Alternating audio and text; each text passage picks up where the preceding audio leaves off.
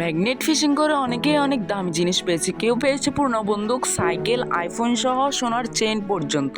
আজকে পুকুরে আমি এই ম্যাগনেটটা ছুড়ে মারলাম, আর যেটা পেলাম সেটা দেখে তোমরা অবাক হয়ে যাবে। চলো একবার ফেলে দেখি কি ওঠে আজ। ও, কিছু একটা আটকেছে মনে হয়। ও মাই গড, এটা কি? দেখে তো মনে হচ্ছে 1 টাকার কয়েন। হ্যাঁ, এটা তো 1 টাকার কয়েনই। তো আমরা 1 টাকার কয়েন পেয়ে গেলাম।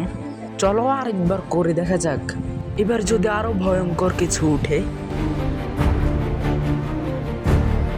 মনে হচ্ছে এবারও কিছু আটকেছে। ও মাই গড, এটা কি? দেখে মনে হচ্ছে এটি অনেক আগের ছুরি। কয় যুগ আগের ছুরি কে জানে। খুবই ভয়ঙ্কর।